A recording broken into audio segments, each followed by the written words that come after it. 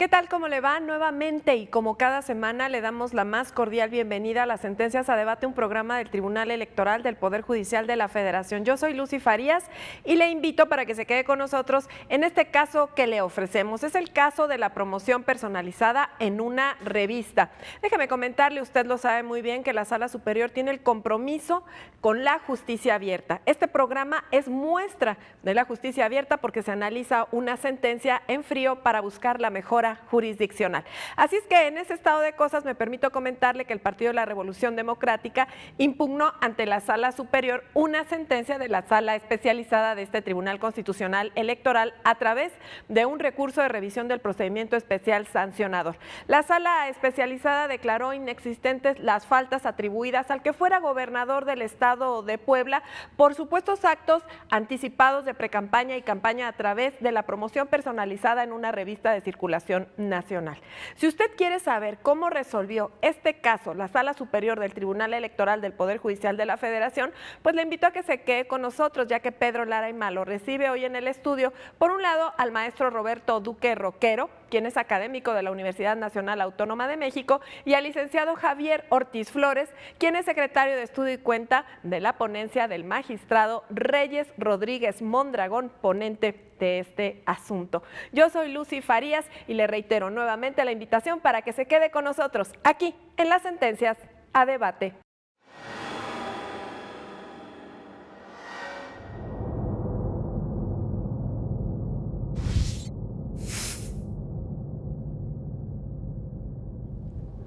¿Qué tal? Como siempre les damos la más cordial bienvenida a su programa Las Sentencias a Debate del Tribunal Electoral del Poder Judicial de la Federación.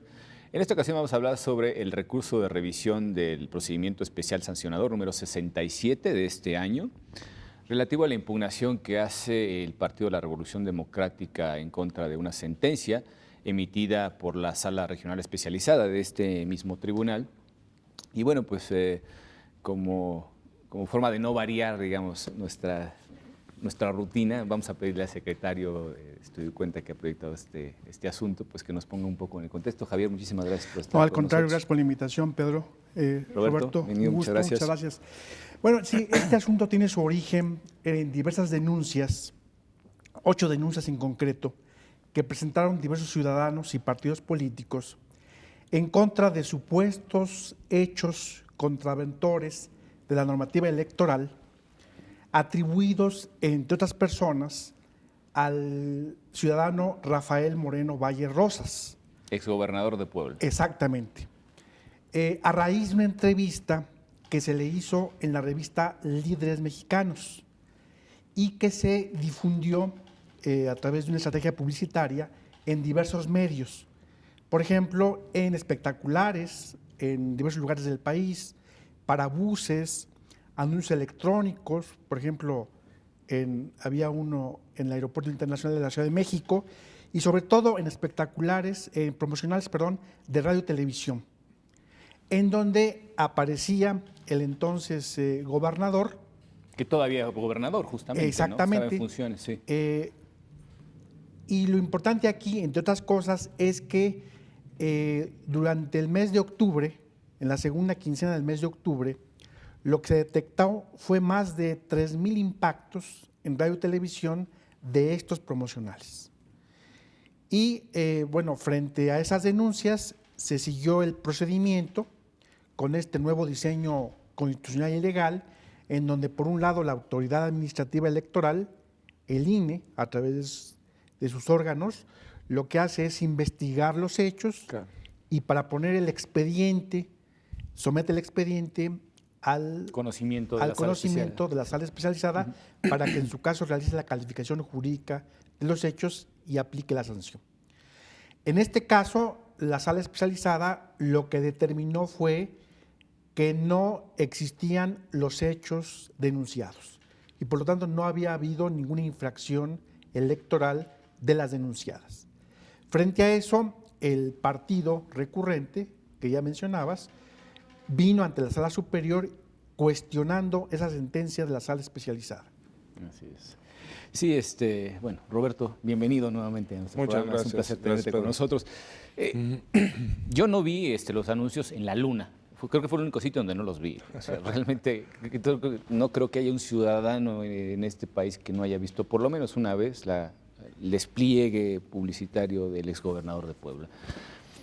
Pero bueno, al final de cuentas, el principio de todo esto, pues tutela la equidad en la contienda y estamos todavía muy lejos de 2018, pero ya hay quien se desmarca para este tipo de cuestiones o aparentemente se desmarca para este tipo de cuestiones, ¿no?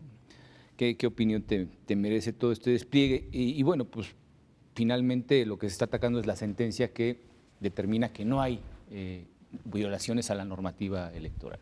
Bueno, lo primero es que a mí me parece que es un despliegue que en efecto constituye infracción, es un despliegue ilegal. Ahora, para poner un poco en contexto a la audiencia, si te parece apropiado, Pedro, creo que hay que describir un poco el modelo que se adoptó en México para el uso de tiempos en radio y televisión por los partidos políticos, por los candidatos, por los actores políticos en México, ¿no? Dirigentes partidistas e incluso aspirantes, que ahora detallaremos un poco al respecto.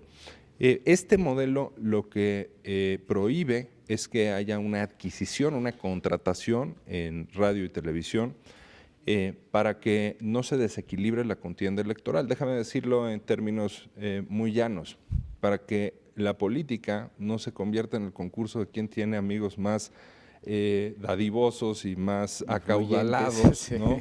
Y que le financien pues, una serie de despliegues publicitarios, propagandísticos a determinado actor político. Entonces, en este caso, no solo es el radio y la televisión, como lo acaba de describir con gran elocuencia Javier, sino que pues, fue toda una campaña para posicionar a una persona en su aspiración hacia la contienda electoral. Y es, desde luego, pues tratar de darle la vuelta, en mi parecer, a la legislación electoral, buscar, como tantas veces lo hemos visto, pues las lagunas, los resquicios legales para poder hacer una conducta que tendría que ser sancionada en el momento en el que eventualmente esta persona, por el caso en concreto que estamos viendo, quiera registrarse para postularse a un cargo de elección popular. Ahí es en donde opera, según el artículo 226 de la Ley General de Instituciones y Procedimientos Electorales, la negativa del registro. Eso es lo que dice, digamos, el deber ser. No hablo del ser, hablo del deber ser. Entonces, un pequeño panorama de cuál es la lógica dentro de la que se encuentra esto, que los recursos privados pues no vayan más allá de los recursos públicos que se otorgan a los actores políticos. En fin, es la legislación que tenemos en México, pero que no siempre se cumple con el mismo criterio. Así es. Básicamente, el derrotero que sigue la sentencia, pues tiene un fundamento constitucional, ¿no? ¿Qué es lo que dice precisamente la Constitución respecto a esto? Particularmente pues el artículo 41, sección tercera, apartado A, que habla precisamente pues, de las conductas atribuibles tanto a partidos políticos como a candidatos, sobre todo referidos a la contratación de radio y televisión.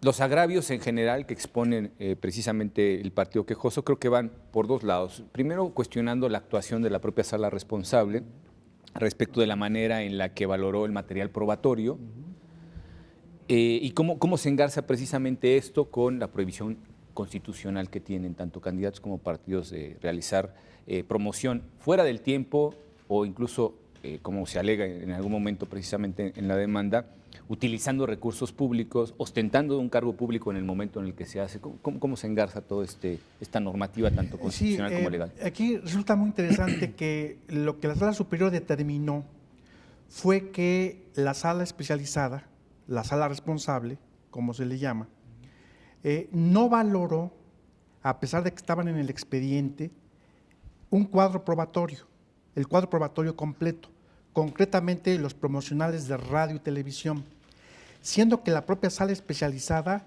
los identificó, los relacionó en la sentencia, incluso insertó las imágenes. Y entonces lo que determinó la sala superior fue que la sala especializada había actuado de manera incongruente, una incongruencia omisiva, al no pronunciarse sobre esas pruebas que obraban en autos y que justamente son los promocionales tanto en su versión de radio como en televisión, que básicamente se refieren a la entrevista que se le hizo al ciudadano Moreno Valle en la revista Líderes Mexicanos, en donde aparece, estoy hablando de las imágenes en televisión básicamente, en donde aparece la portada de la revista, aparece la imagen del ciudadano con la leyenda "El nuevo presidenciable".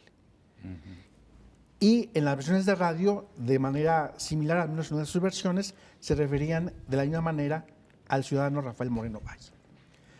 Entonces, lo que determinó el Tribunal Electoral fue decir: mira, sala especializada, tú no valoraste debidamente estos promocionales, siendo que, como ya lo refería Roberto, existen prohibiciones constitucionales al respecto, prohibiciones, digámoslo de una vez, prohibiciones absolutas que provienen de la reforma constitucional de 2007. Así es. Que No limita la contratación, al final de cuentas. No solo de radio y para televisión. contratar o adquirir cualquier espacio en cualquier modalidad de radio y televisión, sino también para contratar propaganda dirigida a influir en las preferencias electorales de la ciudadanía. Ahora bien, es importante señalar que la Sala Superior no solo determinó que había habido una incongruencia al no haber valorado estas pruebas, sino que además le dijo a la Sala Superior: mira, Sala, tienes que tomar en cuenta en tu nueva sentencia ciertas premisas normativas en tu estudio, que son justamente las premisas constitucionales, que son las que prohíben este tipo de contratación, adquisición de propaganda en radio y televisión. Entonces, si bien, vale decirlo, la sentencia tuvo efectos, digamos, fue una revocación para efectos, y en ese sentido tiene un carácter minimalista, podríamos decir. Sin embargo, también señaló qué premisas deberían tenerse en cuenta en una nueva calificación jurídica de los hechos. Digamos, los elementos precisamente omitidos en la resolución de la sala responsable. Pero, ¿cuál fue precisamente el material probatorio que se supone que acompañó a la propia integración del expediente? Que esto lo hace al final de cuentas el Instituto Nacional Electoral a través de su unidad de lo contencioso.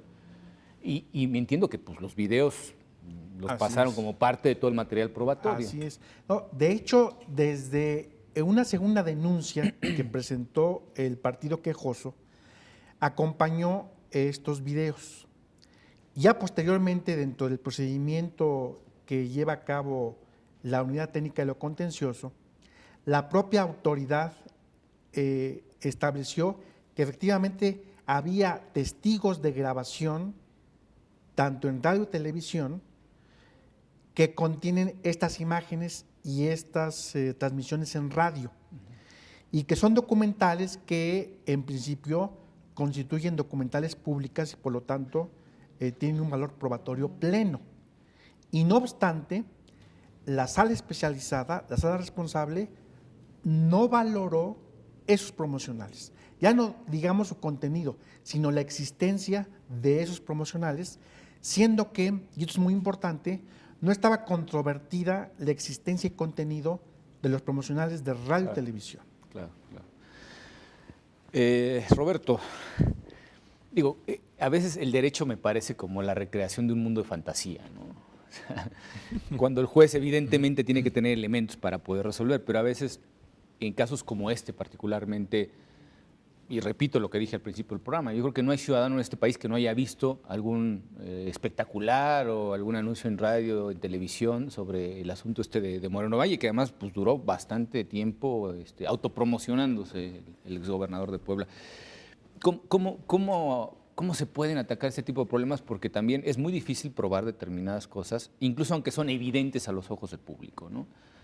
Y creo que particularmente en este caso, el vínculo entre lo que podía ser una contratación o una adquisición de tiempos y el ejercicio legítimo del periodismo, que podría ser lo que en este caso eximiera de responsabilidad a la revista y por ende a los medios que después hicieron la divulgación de la famosa entrevista. pero creo que es necesario atajar esas cosas de alguna manera y bajar también el estándar probatorio, ¿no? La lógica llama ahí, pide auxilio. Sí, no, sin duda, todos lo vimos y yo creo que es muy relevante lo que dices en el sentido de que las sentencias tienen que estar sustentadas en pruebas. Entonces, efectivamente, vemos en una serie de actividades político-electorales que hay infracciones pues, muy claras, por decir una, excederse en los gastos que estaban permitidos por la ley, es ostensible, pero en un tribunal eso se tiene que resolver con pruebas, y si no hay pruebas, no es a ojo de buen cubero o por corazonadas como tiene que resolver un órgano jurisdiccional. Esta sentencia en particular me parece impecable porque justo va a ese punto. Es decir, si no estuvieron bien valoradas las pruebas que pues constan en ese expediente, por supuesto que tenía que tomarse esta determinación, esta resolución. Y en ese sentido creo que es una buena señal que se esté poniendo pues el acento en este ámbito. Ahora, estamos hablando de la evidencia de infracciones que son en efecto, o digamos de posibles infracciones que son desde luego muy delicadas, porque aquí estamos hablando de política y dinero. No es el caso solo de Rafael Moreno Valle, es decir, en este particular expediente sí es de lo que versaron las distintas demandas, pero estamos hablando del fenómeno en sí. Esto no es nuevo. Ahora son Rafael Moreno Valle, que está claramente haciendo actos anticipados de campaña o de precampaña, como se le quiera ver, pero Margarita Zavala está haciendo algo similar también en ese mismo partido, en el PAN. El PRI, bueno, pues ahora parece que no hay mucha disciplina, pero de hecho, sí. Pues un pionero nefasto de estas cosas pues fue Roberto Madrazo hace cerca de 20 años, que con dinero público del estado de Tabasco, del erario, digamos, de Tabasco, se promocionó precisamente para posicionarse nacionalmente en una aspiración presidencial. Y de ahí, bueno, pues López Obrador lo ha hecho en múltiples ocasiones, ya concretamente hacia el año 2012 fue muy claro, porque Javier refería a la legislación que viene de 2007. En efecto, ahí hubo una puesta al día para tratar de evitar esta clase de conductas que claramente dejan el piso disparejo, ¿no?, entre los contendientes electorales.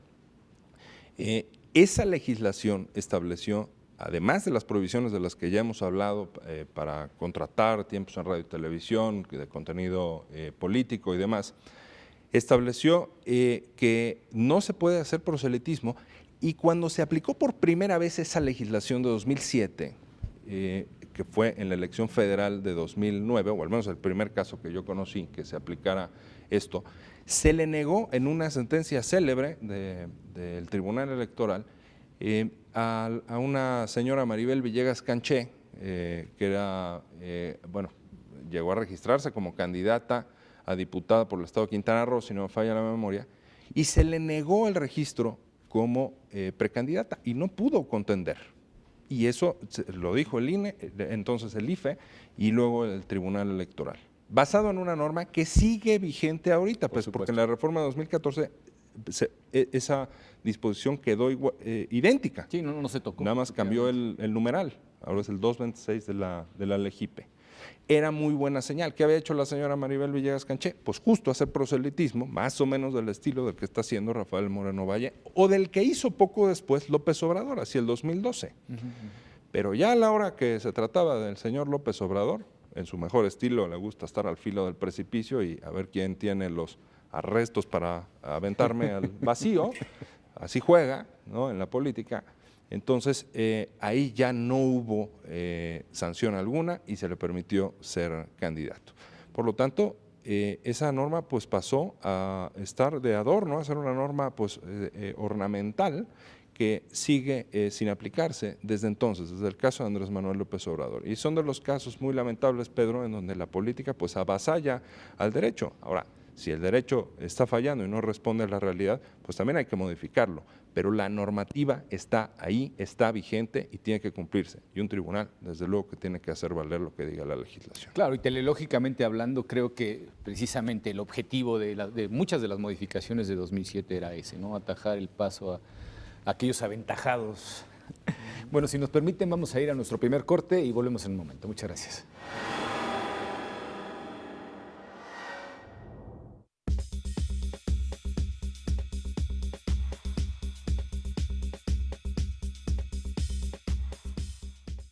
La protección de tus derechos político-electorales le corresponden al Tribunal Electoral del Poder Judicial de la Federación. Sus sentencias salvaguardan cada etapa del proceso electoral. Proteger tu decisión en la urna y resolver los conflictos electorales es precisamente la función primordial del Tribunal Electoral del Poder Judicial de la Federación. En cumplimiento a la Ley Orgánica del Poder Judicial de la Federación y a la luz de los principios de máxima publicidad y transparencia, el Tribunal Electoral del Poder Judicial de la Federación rinde un informe anual de labores ante la Suprema Corte de Justicia de la Nación y el Consejo de la Judicatura Federal. Tribunal Electoral del Poder Judicial de la Federación. 30 años de justicia electoral en México.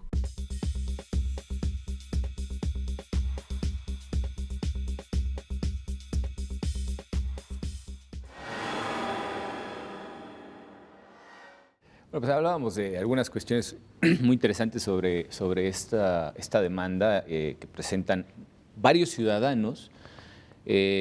Comienza el Partido de la Revolución Democrática, se suman algunos ciudadanos, pero también se suman miembros del propio Partido Revolucionario Institucional. Creo que del PAN no hay nadie, porque pues, es al final de cuentas el partido del exgobernador, pero parece como que hay una reacción de conjunto, precisamente porque pues, lo que decíamos es que resulta evidente el despliegue de medios que hizo el señor Moreno Valle y bueno, pues entre los agravios precisamente que se plantean, una de las cuestiones creo que fundamentales, aparte de la cuestión del material probatorio, es que no existe una congruencia realmente entre, por ejemplo, se hace mención de los contratos, ¿no? Así es. Y estos contratos, ¿qué es lo que dicen? Porque todavía está en cuestión si realmente hubo una adquisición o no, pero los contratos están ahí, que fue uno de los aportes del propio partido quejoso, de manera extemporánea, si no mal recuerdo, que se presentan pruebas supervenientes y pues tienen ahí el material probatorio. ¿Cuál es la relación que se establece de acuerdo a la sentencia impugnada precisamente entre el imputado, digámoslo así, y el despliegue de diferentes empresas que se dedican, porque había, no sé, ¿cuántas empresas eran las que intervinieron en esto? Eran bastantes, ¿no? Sí. Más de 60, si me acuerdo bien. Aquí es un aspecto muy importante que tocas, Pedro, porque hay una parte que queda nebulosa justamente en la sentencia impugnada y que tiene que ver con los llamados convenios de intercambio de las empresas encargadas de la publicidad con las concesionarias de radio y televisión, ¿no? Y es que la sala especializada efectivamente aborda este tema desde la perspectiva del uso de recursos públicos. Y dijo, no hubo recursos públicos porque fueron recursos privados. Pero a la par, ¿qué es lo que salta en el expediente? Justamente que hubo una contratación de promocionales en radio y televisión a través de ciertos actos jurídicos llamados convenios de intercambio, pero que su legalidad o constitucionalidad por lo menos es dudosa, es nebulosa. De ahí que, dado los agravios en el sentido de que existió un fraude a la ley, vale decir un fraude a la Constitución, Así es, sí. Fue entonces que la Sala Superior ordenó a la Sala Especializada no solo revocar la sentencia, sino que emitir una nueva en la que, entre otras cosas, valorara el ordenar nuevas diligencias, nuevos requerimientos, a fin de aclarar los términos de esa contratación. Claro. Porque de resultar que efectivamente hubo una contratación y cierto dinero ya sea privado, esto podría llevar efectivamente a configurar un ilícito constitucional al violarse las prohibiciones constitucionales a las que nos hemos referido. Además, creo que ya hemos dicho en esta sala superior que bueno, pues la contratación puede o no ser onerosa, pero si al final de cuentas hay un beneficio detrás de lo que se está prestando. Aquí me parece que vamos a cambiar los contratos por trueque para hacer fraude a la ley, ¿no? Porque si no hay contrato y no hay manera de probar que hubo intercambio de dineros entre las diferentes empresas, parece que eso las libra del ilícito, ¿no? Entonces, al final de cuentas, no importa que se trate de una donación, que sea entre amigos se hagan los favores de difundir las cuestiones. Yo creo que estamos frente a una conducta que, independientemente del intercambio comercial, configura el ilícito constitucional, ¿no? Y por eso creo que es tan relevante esta sentencia, porque en efecto la instancia especializada tiene que hacer nuevamente este trabajo para despejar estas cuestiones nebulosas que ha referido con acierto Javier. En efecto, vimos todos este despliegue de Moreno Valle.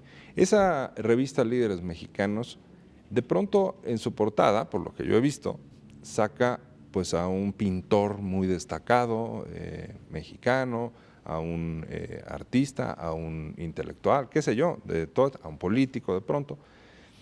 Pues qué casualidad que justo cuando se trata de una figura política que tiene una aspiración presidencial y que quiere darse a conocer en todo el país, obviamente, ¿no? Esto creo que es más que evidente, pues justo es la que tiene una difusión pues descomunal, ¿no?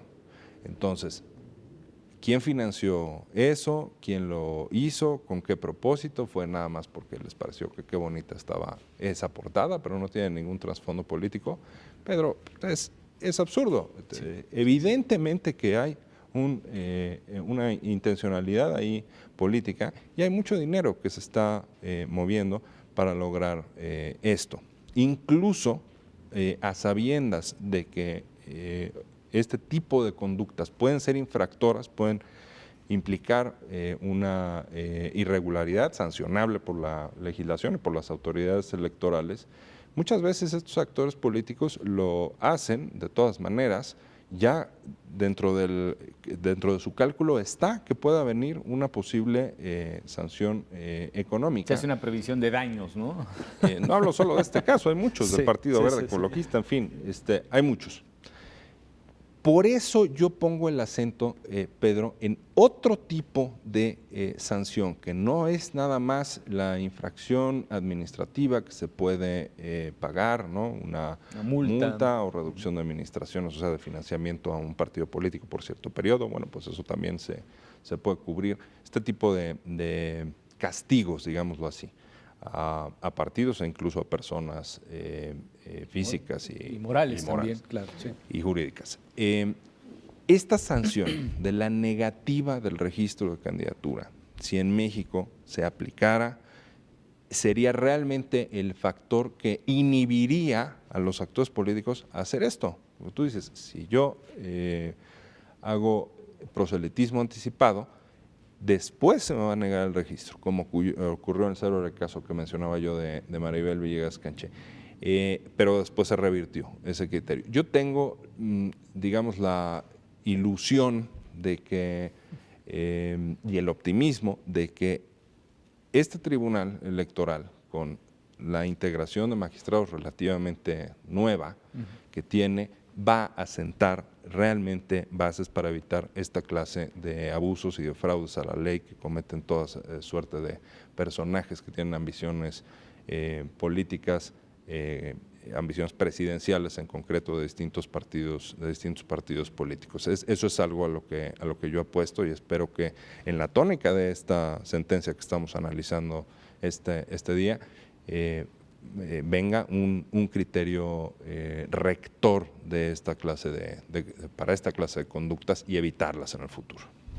En este caso, bueno, por hacer un pequeño correlato de síntesis, sabemos que se emite una sentencia por parte de la sala especializada de este tribunal. No se considera que la conducta finalmente desplegada por Moreno Valle haya constituido un ilícito electoral. Hay aporte de pruebas que no son debidamente valoradas.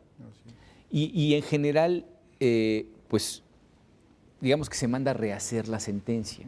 ¿No? Perdón, me estoy adelantando quizá un poco, pero creo que es importante esto porque ¿en qué medida realmente se le dice, porque comienza otorgándole precisamente el derecho de resolver en plenitud de jurisdicción, pero en qué medida se orienta, digamos, a la sala responsable respecto de esa correlación entre el marco normativo constitucional y aquellas pruebas que precisamente no fueron debidamente valoradas? Porque parece que hay una especie de omisión o una falta de entendimiento entre el texto constitucional, la interpretación que se le da al texto constitucional y la manera en la que precisamente se enfoca la valoración de pruebas, ¿no?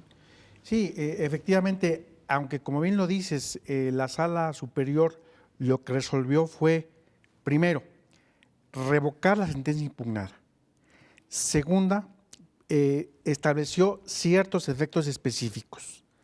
¿Cuáles? Entre otros, el dictar una nueva sentencia en la que valorara, y allí empiezo a señalarlo, valorara debidamente el material probatorio. ¿Y qué quiere decir esto? Bueno, que en la sentencia, si la leemos de manera íntegra, hay determinados lineamientos, por ejemplo, en cuanto a la valoración de las pruebas, porque la Sala Superior dijo, hay que hacer una valoración integral, sistemática de la prueba, no fragmentar los hechos del caso, porque eso suele suceder mucho en ese tipo de cuestiones. No se adminiculan los hechos. No se adminiculan los hechos y se fragmentan los hechos, de manera que por sí solos, los hechos así valorados de manera aislada, nunca te van a dar un resultado negativo, ¿no? De acuerdo con la normativa aplicable. Entonces, la Sala Superior expresamente indicó, hay que valorarlo de manera adminiculada, de manera integral, utilizando una técnica analítica de motivación de la prueba, ¿no? Perdón, esto me recuerda a un juego de niños en el que tienen a un elefante de peluche gigante y a los niños les tapan los ojos, ¿no? Y cada uno se acerca a tocar una parte y ninguno consigue descubrir que se trata de un elefante, porque pues, nada más tocan la trompa, otro toca una pata, en fin, así es. Pero claro, cuando ves el animal de conjunto, entonces dices, no, sí es un elefante, ¿no? Sí. No es un conejo, dirían algunos. Sí. Siguiendo esa metáfora, efectivamente hay que unir las piezas del rompecabezas, ¿no? Sí, claro. Dentro de una buena valoración del cuadro probatorio. Y en segundo lugar, aunque la Sala Superior no valoró, por así decir, de primera mano los promocionales, sí, como dije hace un momento, estableció las premisas normativas que tienen que considerarse en este caso. Con la evaluación en conjunto de todas las pruebas, Exactamente. ¿no? Claro. De manera que, para hablar de manera tradicional, lo que la Sala Superior dijo a la Sala responsable, mira Sala, tú omitiste valorar estos promocionales, que sería, digamos, esta premisa de hecho, pero además tú tendrías que tomar en cuenta estas premisas normativas para efectuar un silogismo que te lleve a una nueva conclusión. Pero esperemos que sea una nueva conclusión. Pero la Sala Superior, también es importante decirlo, se abstuvo de pronunciarse sobre la calificación de los hechos. De ahí que haya dicho, dicta una nueva sentencia en plenitud de jurisdicción. ¿Sí? Esto me resulta un poco difícil de asimilar, porque bueno, creo que la sentencia es suficientemente clara para orientar el sentido, pero al mismo tiempo se le está diciendo a la sala responsable, tú resuelve de acuerdo a tu criterio. ¿Cómo podemos precisamente enderezar el rumbo de alguna manera en estos casos, teniendo ya una legislación que ya se aplicó en algún momento y que dejó de aplicarse de pronto, ¿no? Por las razones que sean, habría quizá que analizar cada caso en concreto, pero creo que en general es un cambio de enfoque, por lo menos respecto del que habían utilizado para la elaboración de esta sentencia. Ignoro si el turno cambia, si se turna algún otro magistrado, si el mismo magistrado que en su momento conoció del asunto pues, lo vaya a recoger.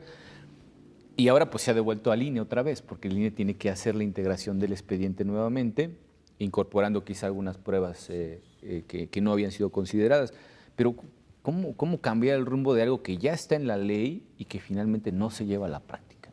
Bueno, creo que esta es la manera. Es decir, lo que resuelve la Sala Superior es devolver el asunto, en efecto, para las instancias especializadas, tanto administrativa como jurisdiccional, en el sentido de que adminiculen, pero a mí esta palabra de adminicular siempre me ha puesto nervioso porque se me hace demasiado rebuscada. Yo mismo la he usado, desde luego, como abogado, pero luego digo, mejor usemos metáforas como la que acaba sustituyámosla por metáforas como la de Javier, que es sensacional. Es juntemos las piezas al rompecabezas, no que las piezas no estén por ahí aisladas. Bueno, pues eso es adminicular, ¿no? Como sabemos. Es decir, integrar las partes. Integrar todas las partes para llegar a un conjunto, a un continente, digamos, en lugar de tener las islas por ahí de una por una, aislarlas sin vinculación entre sí.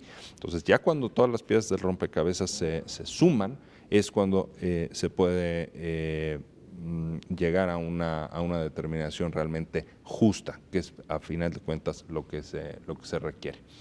La plenitud de jurisdicción, Pedro, esta es una de las cuestiones que yo la verdad pues siempre me he inconformado de que no la ejerzan los órganos jurisdiccionales con más frecuencia, porque en ocasiones sucede que el tribunal electoral o un tribunal electoral, puede ser un tribunal local o el del Poder Judicial de la Federación, de pronto devuelve y dice, no, esto estuvo mal hecho. Por ejemplo, la determinación de una sanción administrativa en materia electoral, devuélvase al instituto que aplicó la multa porque no estuvo bien hecha y no es una multa consecuente con la gravedad del asunto. Sí. Muy bien. Regresa a la autoridad administrativa, entonces, caray, ¿qué nos habrá querido decir? ¿No? Pues a ver, vamos a calcularle así y asado. Y luego otra vez se impugna y otra vez el tribunal, no, tibio, ahí la llevas, ¿no? Tibio. Caliente, y luego caliente. y otra vez, Sí, caliente, sí. ya merito, hasta que por fin ya está conforme el tribunal. Eso es tiempo, dinero y esfuerzo del Estado, que se está desplegando y gastando de manera, a mi parecer, muchas veces innecesaria. Porque, ¿no? O sea, es un ir y venir con una cantidad pues, de trabajo, de personal, de trámites, en fin, de expedientes que cuestan. Entonces, a mí me gusta la figura de la plenitud de jurisdicción por ese motivo. Y aquí justo lo que se hace es, en plenitud de jurisdicción, resuelve, pero se le da la orientación, ¿no? a la sala especializada de qué fue aquello que faltó, aquello que falló. Sí. Entonces, me parece también uno de los aciertos de esta sentencia. ¿Por qué no al final de cuentas resolvemos en la sala superior todo el asunto, hasta de pe a pa, ¿no? Como se suele decir? Bueno, yo creo que aquí la sala superior tuvo en cuenta, justamente como decía, este nuevo diseño constitucional y legal, en donde hay una sala especializada que tiene las suficientes facultades jurisdiccionales para valorar pruebas y para calificar jurídicamente los hechos. Entonces, en este caso, dado que hubo, digamos, un problema, una falla lógica en la sentencia, por así decirlo, al ser incongruente, técnicamente lo que era necesario era devolver la sentencia para que la sala responsable dictara una nueva, valorando los hechos y tomando en cuenta ciertas premisas, como dije. Y además también que valorara la propia sala superior, la propia sala especializada en libertad de jurisdicción, si ordenaba o no nuevas diligencias o nuevos requerimientos. Claro. Justamente para tener todo el panorama completo. No, yo creo que en este caso seguramente pues, el partido quejoso, por lo menos, el que viene precisamente a sala superior a impugnar la sentencia de la sala especializada, es muy probable que aporte incluso más material o que la propia unidad técnica de lo contencioso de manera oficiosa recabe las más pruebas, ¿no? Bueno, eso es algo complejo. La pregunta evidentemente era de manera ilustrativa para de alguna manera mostrar por qué la sala superior no resolvió el fondo del asunto. Y como bien dice Roberto, pues se trata de una cuestión orientativa, pero ellos tendrán que resolver. Si nos permiten, vamos a ir a nuestro segundo corte y volvemos en un momento. Muchísimas gracias.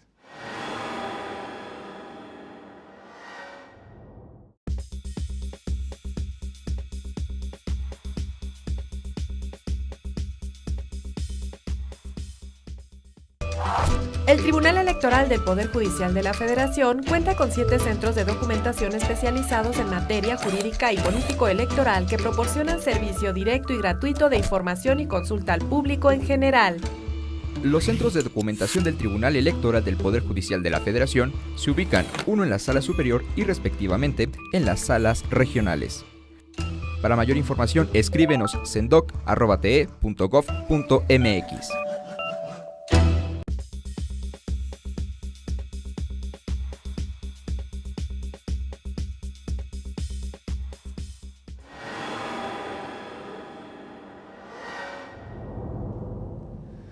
Bueno, pues nuevamente con ustedes ya en la recta final de nuestro programa. Y bueno, hay una cuestión que es importante explicar para que pues, ustedes que hacen el favor de brindarnos su amabilísima compañía entiendan cuál es la complejidad de este procedimiento. Y básicamente, en términos muy grosos, se trata de que la unidad técnica de lo contencioso es quien realiza, digamos, las indagatorias, integra un expediente, y ese es el modelo justamente al que se refería Javier.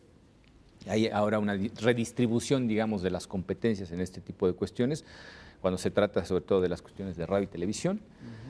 Y bueno, pues la vía del procedimiento especial sancionador, que es justamente el que dio origen a la sentencia combatida, indica que los pasos a seguir son la unidad técnica de lo contencioso del Instituto Nacional Electoral, genera ese expediente, hace las indagatorias, en fin, y todo eso lo entrega precisamente a la sala especializada, que será la encargada de la calificación jurídica de los hechos que se están presentando a través de la denuncia y de todas las pruebas, el material que se haya recabado a través de la unidad de lo contencioso. En este caso, la sala especializada emitió su sentencia, consideró que no había tales faltas, y entonces cuando ya llega precisamente a través del recurso de revisión del procedimiento especial sancionador a esta sala superior. Y lo que básicamente se dice en esta sentencia es, pues es para efectos, es decir, se devuelve esta sentencia para que se reelabore precisamente con todas las cuestiones que se consideran que configuraron la omisión. Y hay una cosa que me gusta mucho cuando se habla sobre todo del ilícito constitucional, porque parece que siempre pensamos que los ilícitos se cometen contra la ley, pero la Constitución no solamente da principios, da normas también muy claras, y en este caso creo que el artículo 41 afortunadamente es uno de los más claros de la Constitución, de los más extensos también y de los que tocan minucias a grados que, bueno, pues que podrían perfectamente estar en la ley, pero que están en la Constitución. Y de ahí precisamente que se configure el ilícito constitucional. La gravedad en este caso de la violación debería de ser tomada en cuenta tanto por la unidad de lo contencioso a la hora de integrar ese expediente y posteriormente, por supuesto, en el ámbito jurisdiccional por la sala especializada. Sí, bueno, desde luego esto ya es el fondo de la cuestión, ¿no? Pero desde luego en el momento de la individualización de la sanción, la sala especializada deberá tomar en cuenta que, en su caso, lo repito, se violó una norma constitucional de carácter prohibitivo y además una prohibición absoluta. Y es que también aquí es importante mencionar que vale la pena destacarlo, es necesario respetar los derechos procesales de todas las partes, ¿no?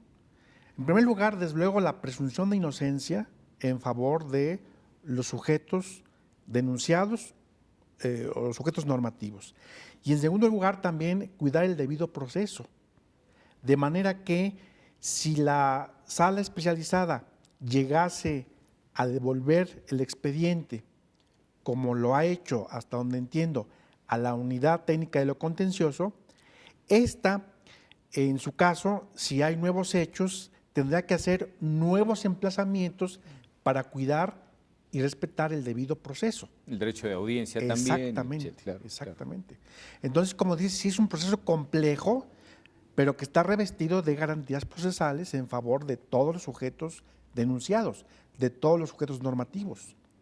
Y en su momento, si se llegan a demostrar estos hechos y hay una calificación jurídica, será la sala especializada la que determine, al individualizar la sanción, reitero, si esta tiene o no cierta gravedad por violar, una gravedad especial por violar principios o normas constitucionales. Claro, creo que precisamente hemos dicho en esta sala superior que no es lo mismo una violación legal que una violación de carácter constitucional. Y bueno, aunque todavía falta precisamente que se resuelva esto a la hora de reponer todo el procedimiento, yo creo que la orientación debería de alcanzar por lo menos para considerar que en caso de configurarse efectivamente la violación, pues la sanción tendrá que ser magna, ¿no?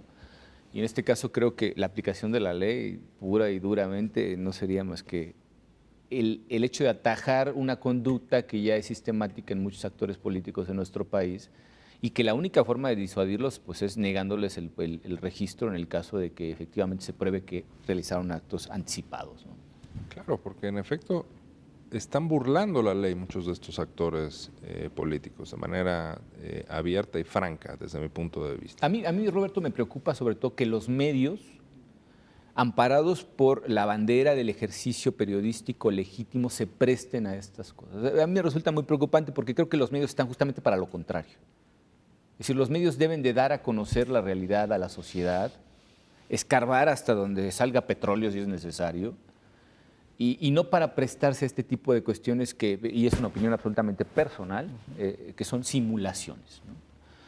Ahora resulta que las grandes empresas editoriales de este país funcionan por trueque, ¿no? O sea, esos acuerdos comerciales no onerosos en los que dicen, pues tú me haces el favor de distribuirme en toda la República a través de tu estación de radio, a través de tu canal de televisión, etcétera. Hay una diferencia aquí clara y hay dos casos en los que sí se reconoce que hubo un intercambio de dinero, ¿no? Es una cuestión onerosa, pero también hay otros que quedan como en el aire. Esos acuerdos famosos de colaboración entre medios, sí. A mí me parece que ahí es donde puede estar el asunto. Yo no sé en qué medida realmente se pueda llegar a conseguir esto, la prueba del diablo, ¿no? ¿Cómo haces para probar estas cosas? Es difícil, incluso para un juez que puede ordenar determinadas diligencias y cuestionar, etcétera, etcétera. Es difícil probar esto, ¿no?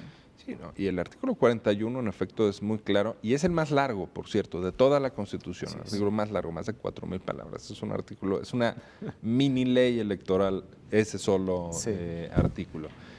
Pero claro, hablamos de los fraudes a la ley en materia electoral que los vemos con preocupante frecuencia o intentos de fraude a la ley en muchos casos y a veces de fraude a la ley suprema, fraude a la Constitución, como lo fraseó Javier hace rato, justo, fraude a la Constitución, porque si uno lee el detalle del artículo 41, en efecto, estas conductas claramente están prohibidas y también se infringe el principio de equidad en la contienda del 134 constitucional. El problema es que, en efecto, las pruebas son el asunto aquí. Estamos en el terreno muy delicado y fangoso del dinero y la política y no siempre tenemos las evidencias que quisiéramos para demostrar, para evidenciar una serie de violaciones a la legislación. El Instituto Nacional Electoral, que mencionas el área, la unidad técnica de lo contencioso, me parece que parte del problema y por lo que a veces no tenemos esta precisión en las pruebas, en la valoración probatoria, deriva de la sobrecarga de funciones que tiene el Instituto Nacional Electoral. Es decir, los estamos viendo en esta época haciéndola de auditores, como si su especialidad fuera la auditoría o la contraloría de gastos de los partidos y de los candidatos y demás.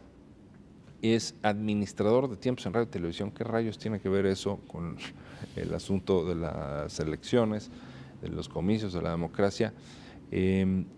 Y entonces tiene una serie de atribuciones que creo que van más allá del fin que como autoridad del Estado tiene, que es la organización de elecciones. Hace poco Woldenberg decía que en este caso menos puede ser más. Es decir, a ver, dejemos que el INE se especialice en lo suyo, en lo que debería ser lo suyo, que es la organización de elecciones. Pero tenemos una serie todavía de instancias, a pesar de que se creó la sala especializada, que nos están generando este asunto. A mí lo que me parece, es del que versa la sentencia, a mí me parece que tienen que ser autoridades jurisdiccionales enteramente las que realicen esta clase de función, porque se trata de impartir justicia y resolver con base en un examen probatorio que creo quienes son los calificados para hacerlo, pues son los jueces, son los magistrados, son los órganos jurisdiccionales. Sí, digo, conociendo los recursos que tiene la sala especializada, creo que el diseño institucional ahora no lo permitiría. Es decir, no es que diga que haga más trabajo la sala especializada o la unidad de lo contencioso, creo que ambos están realmente tapados de trabajo, ¿no? Pero sí creo que sería interesante plantear una reestructuración que tendría que tener una reforma de naturaleza constitucional, además, detrás, para poder reformular todo este aparato de impartición de justicia, tanto de la parte administrativa como de la parte jurisdiccional. Aquí hay otra cuestión que también se menciona y que, pues, como ya adelantaba Javier, ha sido de difícil tratamiento por precisamente la falta de material probatorio, el uso de dinero público. Porque decíamos, o sea, como simulación está bien construida y probablemente pues habrá algunos que se traguen lo del trueque entre empresas para hacerse promoción unas a otras. Pero yo soy muy mal pensado, siempre he sido muy mal pensado y en estos casos creo que hay dinero. Ya somos dos. Sí, y el asunto ahora es también determinar si efectivamente pudo haber injerencia del poder del propio gobernador para el uso de recursos públicos, porque estamos hablando de cantidades importantes de dinero. O sea, el despliegue en radio y televisión, en espectaculares, fue masivo y nacional, sistemático, como además se dicen los agravios, ¿no? Eso es una cuestión que parece que está perfectamente concertada. ¿Hay alguna forma de saber si hubo dinero público? Porque creo que es la prueba del diablo, ¿no?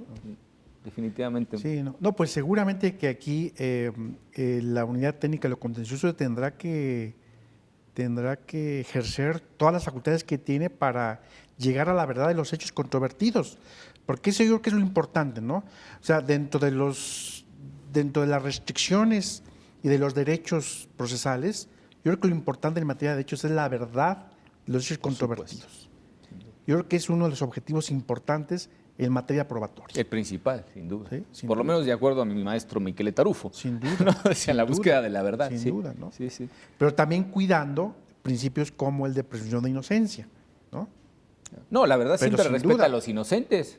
La verdad siempre respeta a los inocentes, ¿no? Eso me queda clarísimo. Pero bueno, lo difícil es encontrar la verdad. Exactamente. Justamente. Pero en este caso, por ejemplo, yo apostaría incluso a que la nueva administración en el estado de Puebla pues rascara un poco en las cuentas y dijera, mira, encontré aquí pagos, ¿no? Así es. Eso sería, porque evidentemente pues no le vas a preguntar al propio imputado cómo están sus cuentas respecto de la publicidad que hace. Y lo primero que hacen evidentemente es negar cualquier tipo de pago, ¿no? a los medios, ¿no? En algún momento en la sentencia se habla, por ejemplo, de las declaraciones del responsable de la comunicación social del gobierno de Moreno Valle, y él niega absolutamente toda contratación, ¿no? Ya aparecen ahí algunos contratos, habrá que ver si realmente son de naturaleza onerosos, son simplemente contratos de donación. Habría que ver cómo está el asunto. Pero creo que lo más difícil de todo esto es precisamente desde el punto de vista del 134 constitucional, es llegar a una verdad pues que nos hable del gasto de dinero público. Eso es lo que a mí particularmente me preocupa más. En la contienda, pues bueno, si tenemos varios tramposos, hay más o menos que se intentarán equilibrar las cosas, aunque se viole la ley. Pero bueno, pues muchísimas gracias por Al contrario. acompañarnos a este programa y, por supuesto, muchísimas gracias a ustedes. Ya veremos dentro de algunos meses seguramente el resultado de esto, porque como ya les hemos contado a lo largo del programa, la sentencia de esta Sala Superior ordena que se reponga el procedimiento. La labor de la Unidad Técnica de lo Contencioso del Instituto Nacional Electoral pues tendrá una importancia trascendente en esto. Después veremos cómo resuelve la propia sala especializada y esperemos sobre todo que el criterio orientador que se ha plasmado en ella pues sea una directriz realmente, ¿no? Pues muchísimas gracias y los esperamos en nuestra próxima emisión de Sentencias a Debate. Hasta pronto.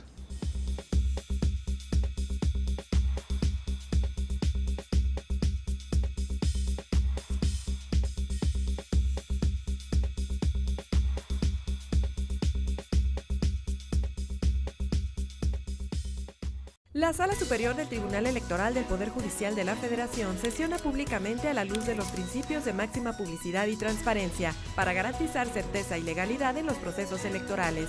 Acompáñenos cada semana en directo desde el Pleno de la Sala Superior para conocer las resoluciones de las y los magistrados del máximo órgano de justicia electoral en nuestro país. Sesión pública de resolución de la Sala Superior del Tribunal Electoral. Sesiones públicas semanales.